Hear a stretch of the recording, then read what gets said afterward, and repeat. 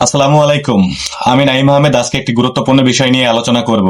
আপনি কি কখনো কোনো অপরাধের শিকার হয়েছেন? থানায় অভিযোগ করতে চাচ্ছেন? যদি থানায় অভিযোগ করতে চান বা কোনো অপরাধের শিকার হয়ে থাকেন তাহলে এই ভিডিওটি শেষ পর্যন্ত দেখুন। থানায় অভিযোগ করার পূর্বে অবশ্যই মনে রাখবেন, আমি 5টি বিষয়ের কথা বলবো। এই 5টি বিষয় সম্পর্কে কখনোই অসচেতন থাকবেন না এবং এই 5টি বিষয় সম্পর্কে সবসময় সচেতন থাকবেন। প্রথমটা হচ্ছে ঘটনাস্থলে প্রমাণ নষ্ট করা।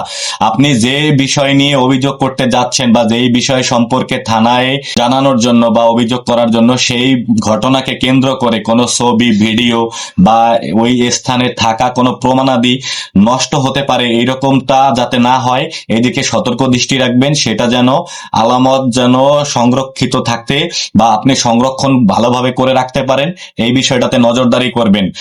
আবেগের বশে কখনোই মিথ্যা তথ্য দিবেন না। যদি কখনো পুলিশ আসে কোনো তদন্তের জন্য, সেক্ষেত্রে মিথ্যা তথ্য কখনোই দিবেন না। মিথ্যা তথ্য দিতে গেলে আপনি আবেগের বশীভূত হয়ে দেখা যায় যে অনেক সময় মিথ্যা তথ্য দিয়ে ফেলতেছেন। এই মিথ্যা তথ্য আপনার পরবর্তী সময়ে বিপদের কারণ হয়ে দাঁড়াতে পারে। 3 নাম্বারটা হচ্ছে দেরি করে কখনো অভিযোগ করা যাবে না। যদি কোনো বিষয় সম্পর্কে থানায় অবগত করতে হয় বা মামলা বা জিডি করতে হয়, সেক্ষেত্রে কখনোই জিডি দেরি করা যাবে না। আপনি যখন যে ঘটনাটা ঘটবে সেই ঘটনাটা যত দ্রুত সম্ভব স্থানীয় যারা আছে, জনপ্রতিনিধি এবং স্থানীয় গণ্যমান্য ব্যক্তি, তাদেরকে অবগত করার সাথে সাথে সেই বিষয়টা থানায় হস্তক্ষেপ করতে হবে। 4 নাম্বারটা হচ্ছে সাক্ষীদের তথ্য গোপন করা। অর্থাৎ আপনার বিষয় সম্পর্কে, যেটা সম্পর্কে আপনি থানায় অবগত করতে চাচ্ছেন বা অভিযোগ করতে চাচ্ছেন, সেই বিষয়ে যারা জানে বা যারা দেখেছেন সেই সকল সাক্ষীদের তথ্য সম্পর্কে কখনো গোপন করবেন না। এতে করে আপনার তদন্তে ব্যাঘাত ঘটতে পারে।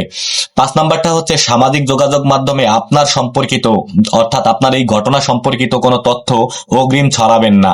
দেখা গেল কোনো একটা ঘটনা ঘটছে, সেই ঘটনার কারণে আপনি থানায় গিয়ে অভিযোগ করলেন বা স্থানীয় জনপ্রতিনিধিদের জানালেন, কিন্তু এর পূর্ববর্তী সময়ে আপনি সেটা সোশ্যাল মিডিয়ায়, ফেসবুক, ইউটিউব, টিকটক বা অন্যান্য যে আদার প্ল্যাটফর্মগুলো আছে সোশ্যাল মিডিয়ার, সেখানে আপনি শেয়ার করে দিলেন। বা যে তথ্যগুলো আলামত হিসেবে সংরক্ষণ করা প্রয়োজন ছিল বা যেই ছবি বা ভিডিও তদন্তের জন্য প্রয়োজন, সেই ভিডিওগুলো সম্পর্কে আপনি সামাজিক যোগাযোগ মাধ্যমে একটা স্ট্যাটাস দিলেন যে এই ভিডিওগুলো আমার কাছে আছে, আমি এটা করতে পারবো, এটা করতে পারবো, এরকমটা বললে আপনি নিজেই নিজের বিপদ ডেকে আনবেন। এতে করে আপনার যিনি প্রতিদ্বন্দ্বী তিনি আপনাকে বিপদে ফেলতে পারেন এবং আপনার জীবন নাশকেরও সম্ভাবনা থাকে।